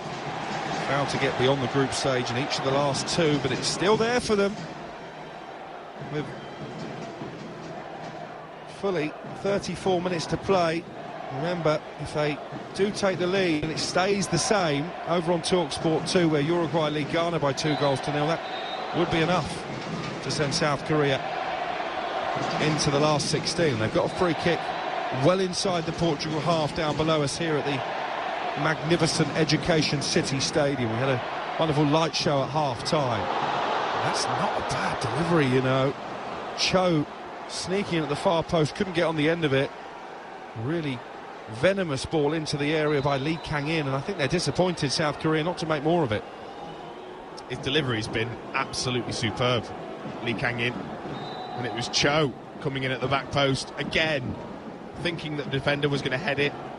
You've got to anticipate that he might not, and instead it went right through his legs and almost stunned him that the defender had missed it. He's a player, Lee Kang-in, the Mallorca midfielder that I know a lot of the South Korean supporters are really excited about. 21 years of age, player of the year at the Under-20 World Cup when South Korea were runners-up. He certainly knows how to pick out a pass. Here's Ruben Neves, same can be said of him. Magnificent midfield maestro for Portugal, who play the ball out to their left touchline with João Mario. Queue of white shirts ahead of the ball. João Mario into the feet of Ronaldo, dropping deep. Gives it back to the Benfica midfielder. Now Pepe just inside his own half here on TalkSport. Dalot have made a burst forward, but Matheus Nunes opts instead just to keep the ball in midfield, then arrows it out to the far touchline. Cancelo shifts it on to João Mario, sliding tackle on the right back Kim Moon-hwan. He just about managed to stretch out a long leg and stop the ball going behind for a corner. Portugal have it back now with Costa, the goalkeeper, wearing all yellow tonight. Porto's number one. Very slow though, isn't it, from Portugal? Their build-up is pedestrian. You know, that ball was played into Matheus Nunes and it took 4 touches when actually 2 would have been more than fine. I would argue they played better against Uruguay. I know they made half a dozen changes tonight. It's overhit cross coming in from the right-hand side by their goal scorer Ricardo Horta. few more frustration, more arm throwing from Cristiano Ronaldo. Meanwhile, Paulo Bento, the South Korean coach, is deep in conversation with his backroom team, watching from the stand, serving that one-match ban from the touchline. He doesn't look like he's calmed down much, does he, considering he's in the stands for that reason. Very animated in his seat. If you sat in front of me, I wouldn't be happy. You get to sit next to me instead, so you're absolutely delighted. Here come South Korea. Again, a big roar goes up from their supporters behind the goal as Son makes his way towards the area. He just held onto the ball for too long when Choa made a good run ahead of him. And it's cleared away by Antonio Silva. I think Portugal are here for the taking. Yeah, I agree. They've been very, very cautious in this second half. South Korea, clearly something been said about the counter-attacks that Portugal had, getting to double figures, I guess, attempts on your goal. They feel they need to just tighten things up and then hope for the counter-attack. But Son again, just trying to win a free kick off Pepe. Here's Mateus Nunes crossing from the right-hand side, blocked by the fullback Kim Jin-soo, out for a throw. We should mention the ref, by the way, for Kendu Tello of Argentina. He sent off 10 players in an Argentinian trophy match recently. Just the one yellow card tonight, so a much quieter evening to this point. As we reach the 61st minute with the score 1-1 between South Korea and Portugal. 2-0 Uruguay lead over on TalkSport 2 against Ghana at the moment. The South Americans will be going through. We've got 5 continents represented in the last 16 of the World Cup, the first time that's ever happened. Remember, the knockout stages get underway on TalkSport tomorrow. The Netherlands against USA first up. Good ball into the penalty area by Neves. Brought down neatly by Cancelo. Tries to cut it back to the edge of the box. Here's Ronaldo. Thought about the shot. Clever little fake to Vitinha. Looks to chip it back to his captain. There's enough red shirts there to clear the danger. Then Son is dispossessed 10 yards outside his own 18-yard line. We get back to Nigel Adley watching that game over on TalkSport 2 very shortly. Portugal looking like they're building up some momentum here, finally, in this second half after a very sleepy start to the second 45. We have the ball just inside South Korean territory with Silva, the 19-year-old. Now Neves spots João Mario in space, and he really wastes a pass. Neves, Cancelo making the overlapping run, burst into the area. Good defending again by the fullback Kim Moon Hwan. They can't get out at the moment. It's going to be a Portuguese throw, I think. Let's get back to Nigel Adley. 56 minutes played here. Still Ghana 0, Uruguay 2. Ghana have taken off the Ayew brothers at half-time. Osman Bakari has come on. He's had the best chance since half-time, but dragged his shot wide. Ghana 0, Uruguay 2. Commentary on TalkSport 2. Triple change in the offing for Portugal. Fernando Santos has clearly seen enough in this second half. Wants to change it up. Meanwhile, South Korea have a player down, Kwon Chang-won, inside the area. I think they're going to make an alteration as well. Hwang Hee-chan, who struggled with injury in this tournament, the Wolverhampton Wanderers forward, is going to be the Korean change. And amongst the players coming on, Dean Ashton for Portugal, the exciting Rafael Leao as well. Next time there's a break in play. Yeah, I was surprised he didn't start, unless Santos is thinking he may start in the round of 16. I was over actually in Milan on a family trip, watched AC at the San Siro. Leao was absolutely brilliant.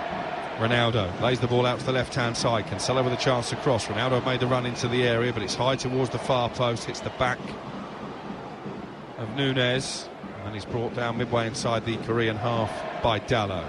Out to the right-hand side, and Ricardo Horta, the Portuguese goalscorer, seems to be spending a lot more time out wide in this second half. Here come the other Portuguese changes. Andre Silva is also about to come on, and so too is João Palhinha, yet another player from the Premier League in this Portuguese side. And Cristiano Ronaldo is one of those who is coming off, Dean Ashton. He doesn't look happy, does he? He never is unless he scores. He's not had many chances in the game. But he'll be disappointed because I'm sure he would have felt this is a game and a team that he could have got at least a goal against. Yeah, he will have to wait a little while longer to join Eusebio on 9 World Cup goals. Ruben Neves and Mateus Nunes are the other players who are making their way off for Portugal. Still waiting for the Korean change to be confirmed on our monitor. Hwang Hee-chan is on. Did you see who snuck off there, Dean Ashton? Didn't see the board, I have to say. Should really have helped you out there, shouldn't I? Yes, you should. I can tell you, actually, it's the number 10, Lee Jae-sung, who goes off. Just who will play as the 10? Will Lee Kang-in go in there? Or will Son Heung-min? I think Lee Kang-in has done. And here's Hwang Hee-chan straight away towards the penalty area. Finds Son onto his left foot, takes a deflection, loops kindly into the arms of Costa. Yeah, it was good work actually from Palhinha. Fulham fans will know just how good he's been for them. And just stepped across, read what Son was going to do, which is of course shift it and shoot. Just managed to take the sting out of it. I just sense we've still got a big moment to come in this game, a big moment for South Korea. Have we had any more big moments in the game over on TalkSport 2 where Ghana were 2-0 down against Uruguay? Let's ask Nigel Adderley. It's still Ghana 0, Uruguay 2, an hour play. We've had more VAR controversy. A penalty for Uruguay this time was turned down. Darwin Nunez tumbling over the challenge of Daniel Amate. A long check made by Daniel Siebert. He waved it away, and then Otto Addo, the coach of Ghana, was walking around the technical area, strongly suggesting to the Uruguay bench that he dived. Luis Suarez has just been booked as well. It remains Ghana 0, Uruguay 2. This one's boiling up nicely. Well, back here, Hwang In-beom has just drilled a shot from fully 35 yards, straight down the middle. It was punched away by Costa.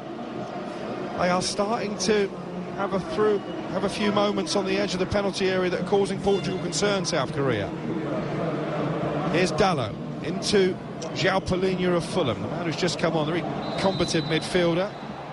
Speaking of combative, it's a foul by Young-woo Young on Ricardo Horta, so a free kick for Portugal right in the centre of the South Korean half of the field away to our right. 22 minutes gone here, 1-1 the score. Enough for Portugal to top the group. South Korea need at least one more goal if they are to go through in second place.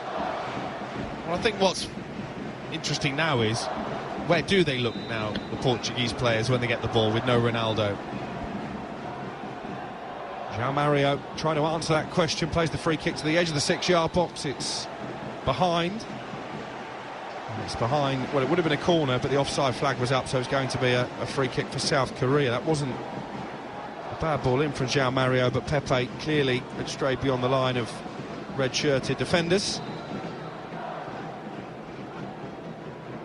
Pepe, the oldest outfield European player at a World Cup since Stanley Matthews, turns 40 in February. 40 is the new 20, it seems, when you look at Pepe. Not showing any signs of fatigue, is he? He's been great on the ball, by the way, as well. His switch of play, that long pass of his has been excellent. Here's Rafael Leao trying to inject some pace into Portugal's play. Dispossessed on the edge of the box, and then trying to win the ball back, has given away a free kick. Helped Milan to the title in Italy last season. Scored his first Portuguese goal in the first game here. That victory against Ghana. I think what he does bring is that added bit of pace, doesn't he? And the intelligent movement that he's got, and the physicality that he brings also on that left-hand side. I think Portugal really lack that with the likes of Bruno Fernandes and Bernardo Silva, Ronaldo. There's no pace in that forward line. He brings that. He brings a little bit of fear factor for any fullback. Kim Moon-hwan down the right-hand side for South Korea, but deep inside his own territory. Son dropping deep to pick up possession and plays it back to the D on the edge of the Korean area. Kim Young-gwon, the goal scorer, out to this left-hand side, and Lee Chang-hwan coming infield on his right foot. It looks like he's got a point to prove, having come off the bench, and he's stopped on the edge of the area by Pepe. But here's Kim Jin-soo with a chance to cross deep to the far post. Might come for Son, right-footed volley. It's blocked, and Son is convinced it was blocked by an arm. At the moment, they're indicating that it's a corner. Son wants a penalty, Dean Ashton. João Cancelo down. Well, the question is João Cancelo play acting, or where does this hit him? It hits him right on the side of the ribs. Yes, there's a bit of elbow there, but it's tucked in towards his body. But he takes the full blow right in the ribs. That'll certainly sting. But a great ball in from Kim Jin-soo. And Son came onto it. Great contact. And we'll never know if it had flown into the back of the net. Well, all of the Korean fans behind the goal were pointing to their arms, asking for a penalty, but it was never really on. 1-1 here. Portugal going through as group winners. 2-0 over on TalkSport 2. Uruguay leading Ghana. They are going through in second place. But if South Korea score, they would move up to second in the group. So still all to play for in the final 19 minutes here in Qatar. And you are listening to our wall-to-wall World Cup coverage on TalkSport. What an absolute pleasure it's been to bring it to you so far. We had late drama, didn't we, last night? Well, we get it again here. Son with a corner in towards Cho, headed away to the edge of the area. And João Mario has won it back for Portugal, and here comes Andre Silva. He's got Leao bursting to his right. Leao drags the shot from 20 yards out across the face of goal and wide. I'm not sure that was the right option, Dean, and certainly the reaction of Fernando Santos tells us it wasn't. He was furious. Yeah, it was an awful decision, especially when they were pretty much 3v3. He could have played that over the top. He could have slipped Andre Silva in. Instead, he got it out of his feet and decided to miserably drag it wide. This is only the second time that these two have met at a World Cup. The last one, as I mentioned at the start of the game, back in 2002, South Korea as host, dumping Portugal out of the group. Park Ji-sung, who we spoke to, scored the goal to secure a place in the knockout stages. We spoke to him before the game. João Pinto punched the referee and was given a 6-month ban after that game. It's not been quite as dramatic tonight, has it? No. A free kick in a decent area. Yeah, it was a late challenge on Lee Kang-in. Yeah, Paulinho just... Well, he's got that in his locker, Paulinho. Yeah, I described him as combative. Sometimes he does overcross the line. Actually won the ball. The problem is that follow-through. He just caught Kang-in with the studs just on his heel. But actually he got some of the ball, but it doesn't matter anymore if you then follow through on the player. It's a long way out, this free kick. They can't shoot from here, can they? Fully 20 yards outside the box. I mean, it would have to be some strike to beat a goalkeeper of the quality of Costa. I wouldn't rule out Lee Kang-in, though. We still only have one free kick goal at this World Cup, that one that Marcus Rashford scored against Wales. Mexico with a beauty. Correct. There's not been that many close shaves either, though, from free kicks. I just feel like previous World Cups we've had more of that type of goal. Yeah, good backpedaling. You owe me one there, haven't you? I've laid a few on you over the course of this tournament, so I'll take that one on the chin. It is a shot high over the crossbar. I told you it was too far out for a shot. I knew he'd take it on. Very ambitious. He did the same against Ghana, Lee Kang-in. He's got that wonderful left foot of his. He's got loads of confidence for a young player. And he felt like he could get that up and over the wall and test the goalkeeper, and he couldn't. He tested the reaction of the fans, the Korean fans behind the goal. 16 minutes still to play. South Korea 1, Portugal 1. Over on TalkSport 2 right now. Uruguay 2 goals to good against Ghana. Looks like they're going through in second place unless South Korea can get a winner here. And don't forget, still 2 more commentaries coming your way tonight on TalkSport, live from the 2022 World Cup, the final round of group matches. Brazil looking to top their group. They take on Cameroon live here on TalkSport. 7 o'clock kickoff UK time. At the same time on TalkSport 2, it's Serbia against Switzerland. And then tomorrow, straight into the round of 16. The Netherlands against the USA. That's a 3 o'clock kickoff UK time, followed by Argentina, Australia. Should be a colourful spectacle at 7. And then on Sunday, France, Poland. That's a 3 o'clock kickoff. That's on TalkSport 2, because over on TalkSport we're going to be building up to England against Senegal. That's a 7 o'clock kickoff. That will be live on TalkSport. As Portugal come forward looking to get themselves back in front. João Mario down the right-hand side, linking up with Dalot. Dalot just teases the ball in field to Vitinha. I guess the issue for South Korea as they press forward in search of a winner, they would leave themselves open to counter-attacks, and there's a bit more pace about this Portuguese side now following the changes. Dalot heads the ball meekly out of play though, and it's a goal kick for the South Koreans.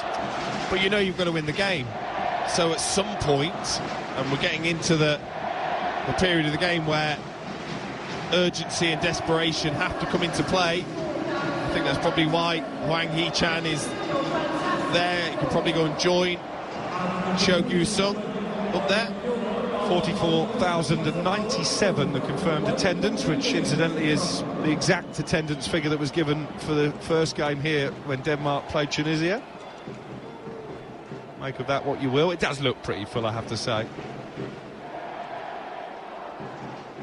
And the crowd certainly are building as we move into the knockout rounds of this 2022 World Cup. Dalot with a header forward for Portugal. Andre Silva has made a good run ahead of Horta. Horta instead finds the overlapping Dalot. Dalot into the penalty area, some dancing feet for the Manchester United defender. Low cross into the box, cleared away by Kim Moon Hwan. And then immediately chipped up towards Son. He got a push in the back. It's a free kick for South Korea. Let's get back to Nigel Adley watching Ghana-Uruguay. 20 minutes to play, still Ghana 0, Uruguay 2. No real sign of a Ghanaian revival at the moment. Federico Valverde with the latest chance for Uruguay, beaten away by Lawrence Atazigi. Commentary on TalkSport 2. Uruguay going through 2-0 up.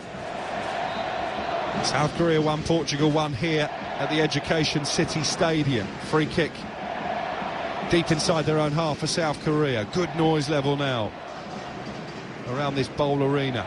It's chipped forward towards the Portugal box. Pepe, though, calmly brings it away and then plays it up towards João Mario.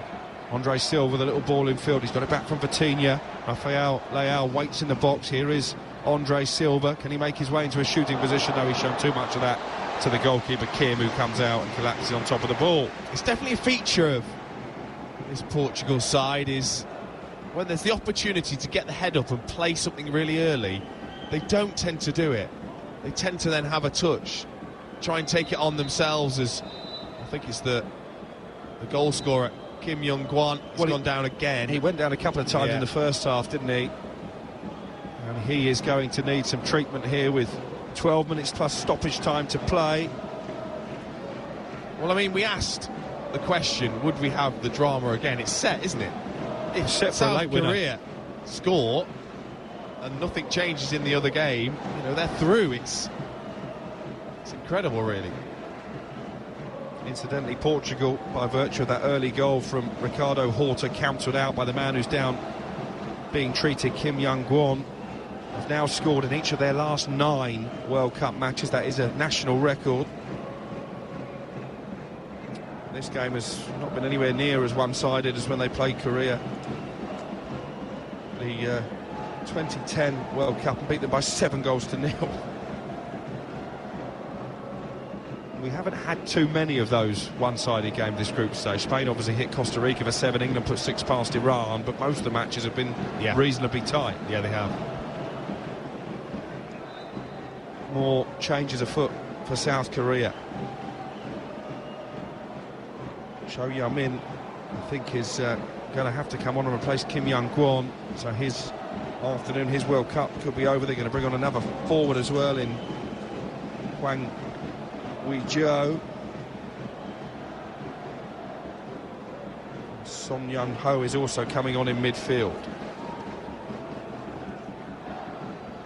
So at the moment, they're down to 10 men because Kim Young-kwan, the goal scorer, has made his way off on this near side.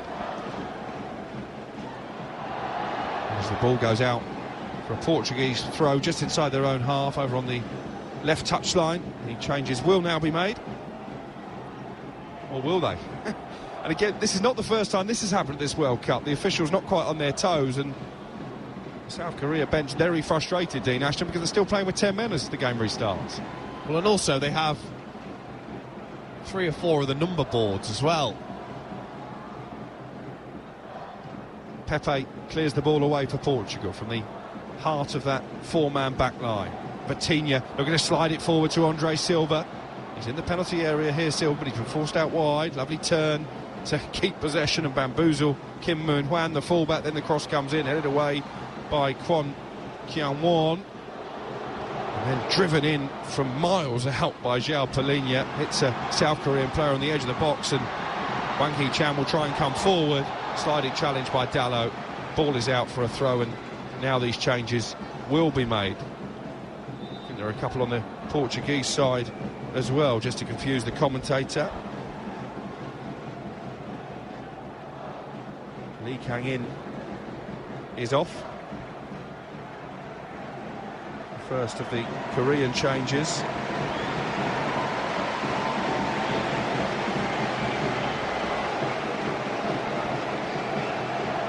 Bernardo Silva is on for Portugal. Probably not the player that you want to see coming on, Dean Ashton, when you're trying to chase a game. Not exactly. And we're also going to see William Carvalho, so they're shoring it up in midfield, aren't they? I think so, and with that ability to counter-attack, why not have a Bernardo Silva to pick a pass? You expected Carvalho, didn't you, as well, to maybe even start the game. As the ball breaks down on the edge of the Portuguese penalty area, free kick for Portugal. João Mario and Vitinha are the 2 Portuguese changes, so Carvalho will replace Vitinha and Bernardo Silva on in place of João Mario. What did you make of his performance?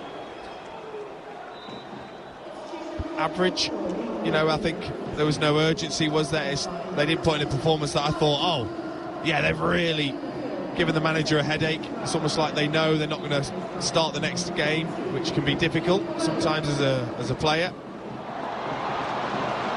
Can South Korea score the goal to take them into the knockout rounds? 7 minutes to play here. 1-1 at the Education City Stadium. 2-0 Uruguay lead Ghana over on TalkSport 2. At the moment, Uruguay will go through in second place. But a South Korea goal, remember, changes everything. And they will take inspiration from what Japan in particular did last night, and believe, Dean Ashton, they will get that one moment. You'd have to think so, but I know they made the substitutions, so maybe that might change, but it's not like they've really flooded Portugal's defensive half. I think now probably is the time to do that. And again, we've talked about it already, Son Heung-min not having the influence on this World Cup that he would have wanted. Well, they are seeing plenty of the ball, South Korea. And their fans are still making quite the racket behind the goal. As Kim Jin-soo, the left-back, comes forward.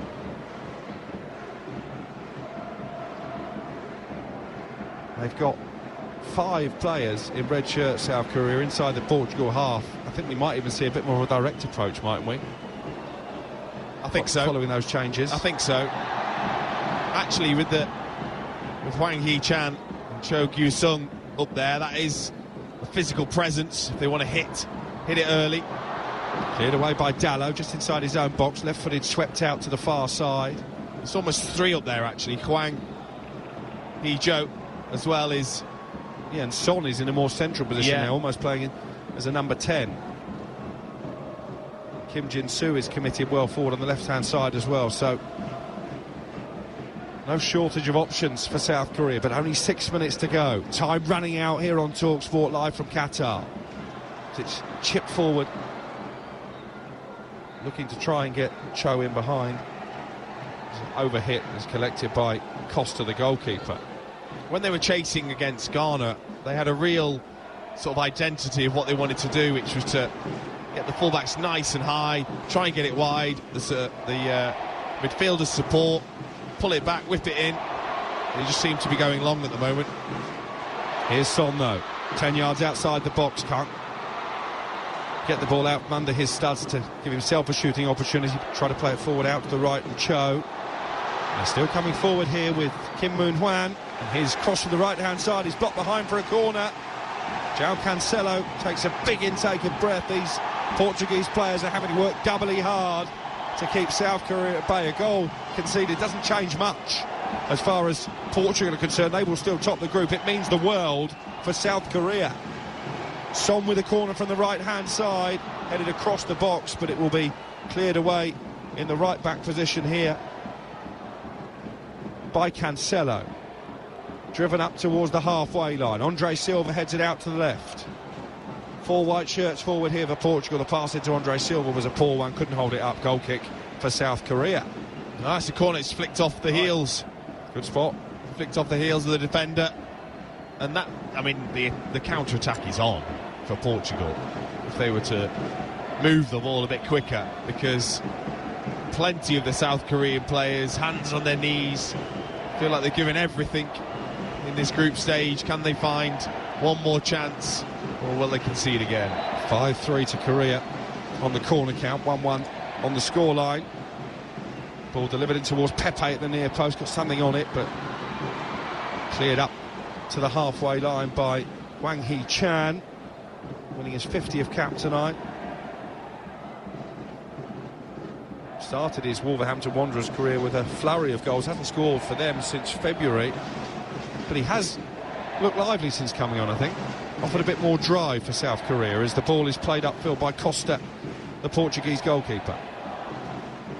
Carvalho out to the left for Portugal. They know if they can just keep possession here, run down the clock, they will get the point to maintain their unbeaten run. That will mean Brazil, live on TalkSport later, the only side who could go through having won all 3 matches in the group.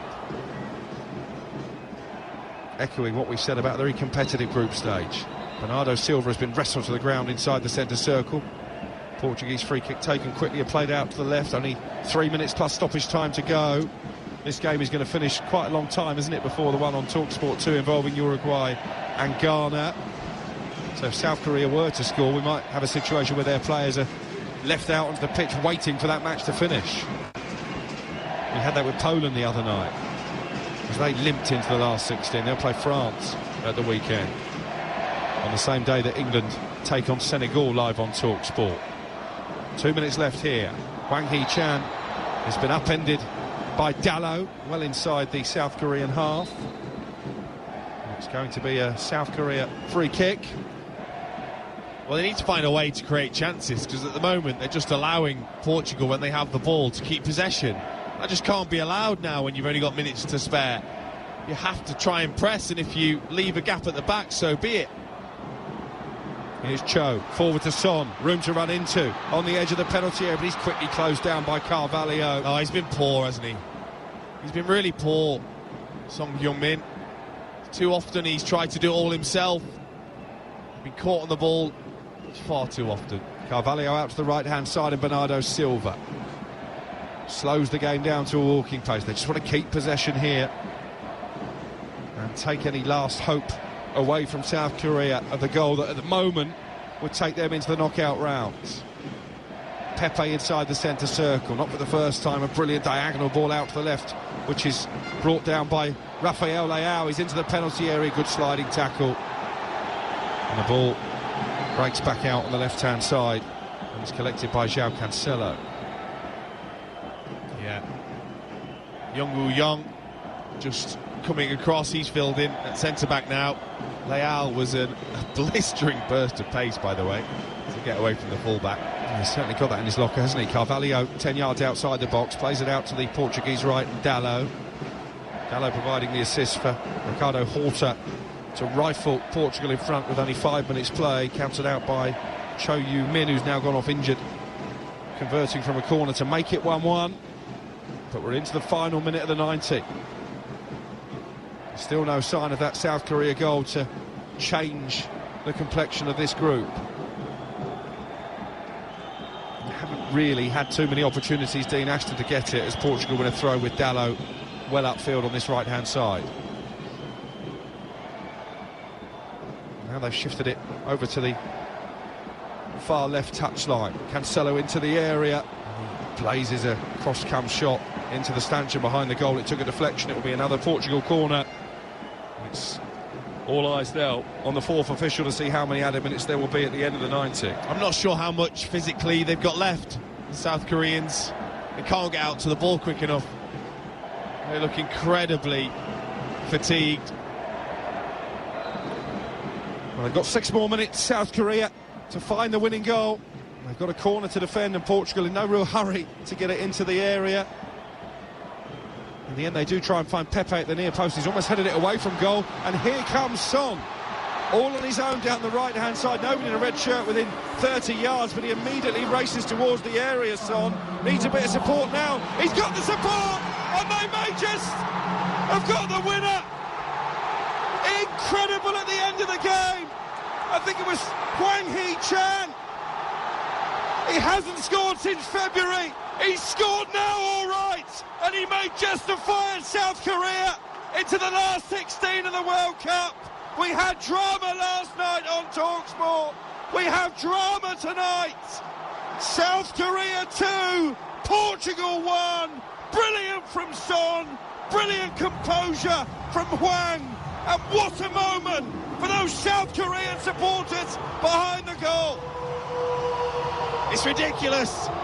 Absolutely ridiculous. They looked absolutely out on their feet, and then all of a sudden a break from a Portuguese corner, and Son Heung-min, who I've been just so critical of, who's been selfish so often in this game, with an absolutely brilliant run, and the calmest of calm passes into Hwang Hee-chan, who's absolutely busting everything to get in there, times his run to perfection, and then such a cool finish as well.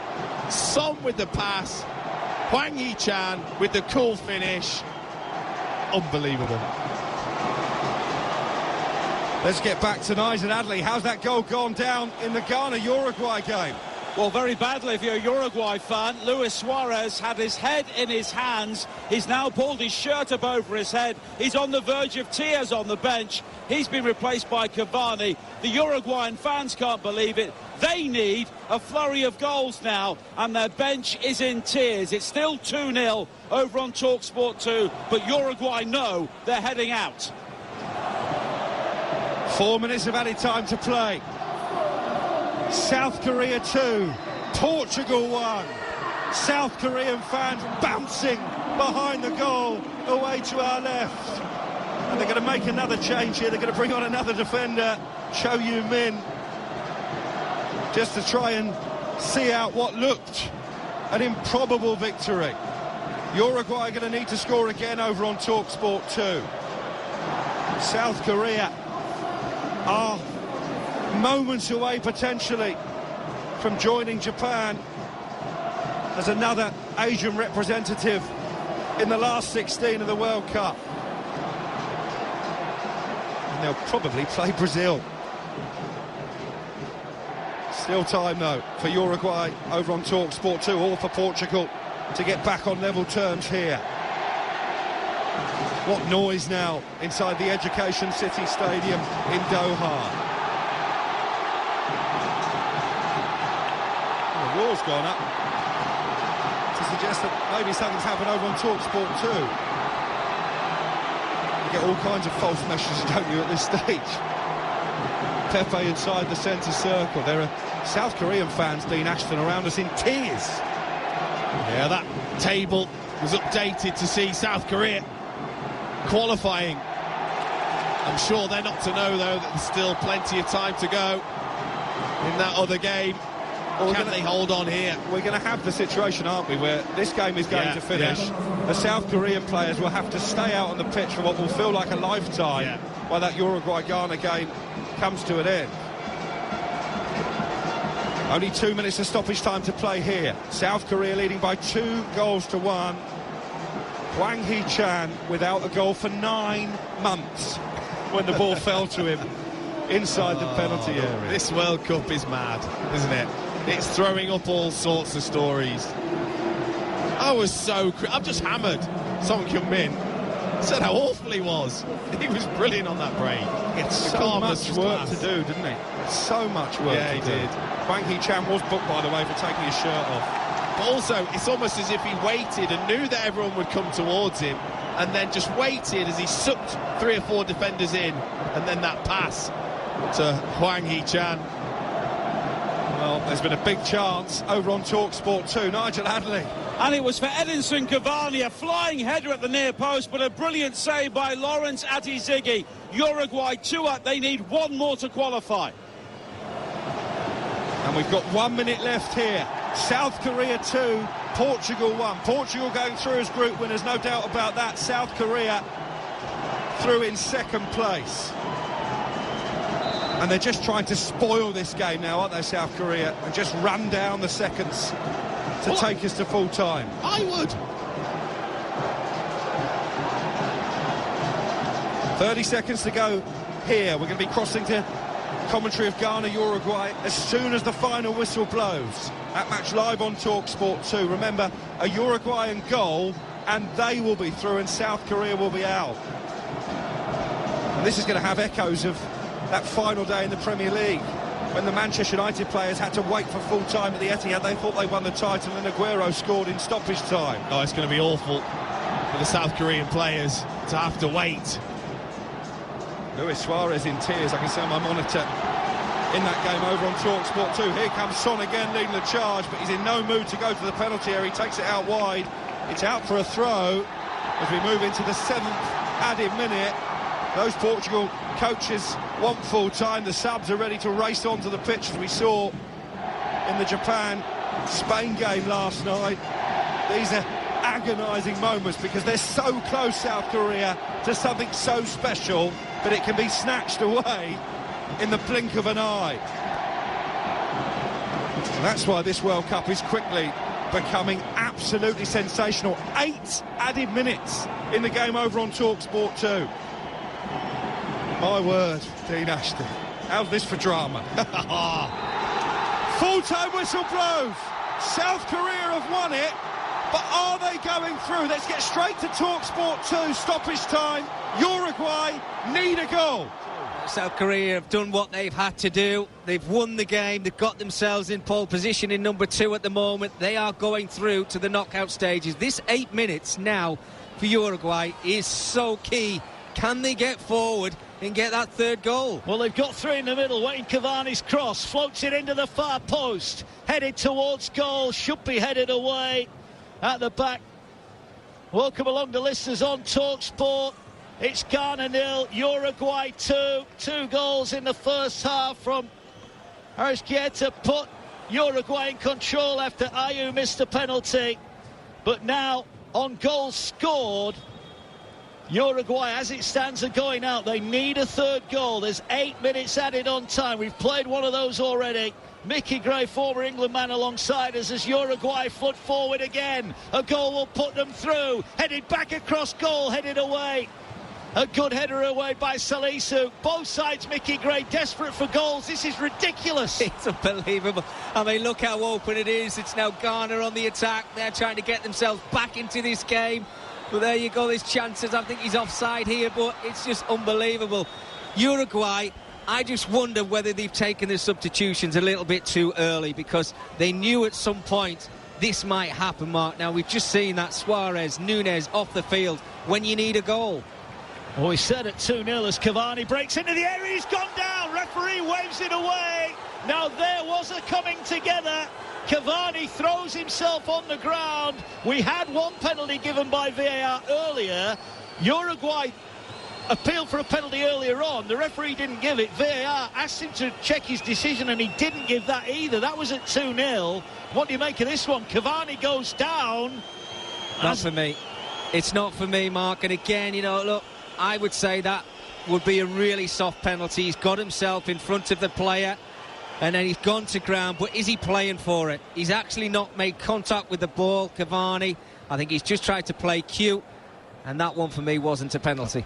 We've played on, so 2 3/4 minutes of the 8 minimum added on. Suarez is on the sideline. He was in tears when news broke from that game between South Korea, and I'm with you, Mickey. I think at 2-0 Uruguay gambled on the fact that South Korea wouldn't win, and we said all along, if they got a goal, South Korea, it changes everything. We've got pictures of the South Korean players in a huddle middle of the field. If Uruguay score, they are through, and there's 6 blue shirts in the edge of the area, the ball bouncing around everywhere.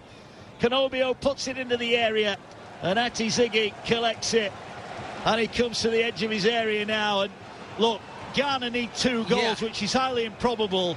But what if they don't go through, they would relish in knocking Uruguay out. They clearly would. Without a doubt. I mean, what would it be? Redemption for them, wouldn't it? 12 years ago. But this is just incredible, because they are going to have to go for it, Ghana still, Mark. You know, they can't just sit in. They're going to have to try and get that first goal, and if it comes, I mean, I'm not saying they're going to get 3 goals in the last 4 minutes of this match, but why should they sit in? Well, I know what you're saying. Got a chance now. They put the cross into the far post. He's brought down chance. Great block. Wonderful defending. Jimenez threw everything in front of it. Still the danger is there. Semenyo goes down in the area. Referee says no. And now it's 3-on-3. Cavani over the halfway line. A goal sends Uruguay through. It's now 6-on-4. Uruguay shoots. Save. Blow to his strike by the keeper, Ziggy. Didn't look like the shot was on, but it was heading into the bottom corner. 3.5 minutes remain. Corner taken quickly. Uruguay chasing a place in the last 16. Ghana defend it well on the far side, and it's out for a throw into Ghana, and Uruguay players slump. Another few seconds taken out of this game. Still 2-0. Valverde there, the ball just going out, but Gomez with the strike just before that. What a save from Ati Ziggy. Over to his right-hand side. How much more do they have to do here? They're just piling on the pressure. They're going to have to keep putting that ball into this Ghanaian 18-yard box. This is unbelievable. 3 minutes to hang on for Ghana. But really, they wanted to try and get something out of the game. It's Uruguay who now have to take this game to Ghana in the final 3 minutes and hopefully get that third goal. Well, here come Ghana, and they're going to lash a shot. What a save from the keeper. One-handed again. Rocher down low to his right. Ghana, remember, if they were to get a point out of this game, I think they thought they were offside there. No, they'll carry on. Here they go now. Baba Rahman coming forward. He's turned over possession. 2.5 left. It's like basketball. The ball played up to halfway. Uruguay get a goal. They are through. The South Korean fans are watching on their phones. They should be listening on the TalkSport app, really. Ball now going forward. Here come Ghana again. Oh, it's given away by Baba Rahman. They had 3 players over, and now Uruguay will come. 2 of the minimum 8 added on, still to go. They lead 2-0, but they need a third goal. Cavani squares it. He's poked wide. He's poked wide by Coates, who screams that it was a corner, but the referee says no. And more tears expended in the Uruguayan end this time. What a crazy end. Whatever the thoughts and beliefs about this World Cup, Mickey Gray, on the field, this has been an outstanding week of football. It's phenomenal. It really is. You've got centre-half coming up now to try and get that all-important winning goal. Coates there just poking out his right foot. We're seeing pictures of Luis Suarez with half of his face showing because he's absolutely devastated. It's now or never. A minute and a half. They're going to get one more chance in this game, Uruguay, you would think. But again, it's Cavani putting the ball into the area. They've just got to commit bodies forward. Take a risk in this last minute and a half. Otherwise, you're going home. 2-0. Uruguay lead. For so long, it looked like it was going to put them through to the last 16. Hwang Hee-chan with a goal for South Korea in added on time. Means that South Korea, as it stands, are going through with Portugal. Don't forget, this is only the first half of the action. We've got more games coming up live tonight across the TalkSport network. Cameroon against Brazil, Serbia, Switzerland to come. We've got less than a minute of time added on. Well, this was all about revenge for Ghana.